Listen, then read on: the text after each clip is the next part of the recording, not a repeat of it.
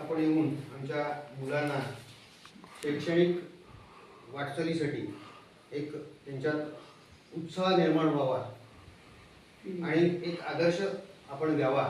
कारण ही मंडळी आज भावी पिढी आहे, हे बघून त्यांना कळणार आहे की आपण पण मोठे झाल्यानंतर असं काहीतरी द्यायला पाहिजे, समाजाचं आपण देणं लागतो, ते ऋण व्यक्त करायला पाहिजे, ते द्यायला पाहिजे, ऋणातनं मुक्त व्हायला पाहिजे।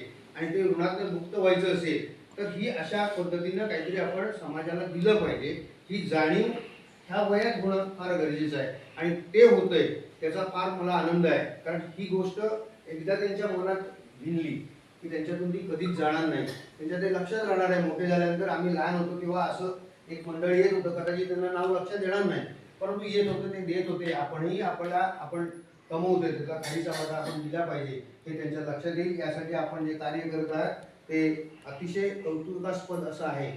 परत एकदा आपल्या प्रति ऋण व्यक्त करतो आणि मी धन्यवाद न मानता इथेच थांबतो।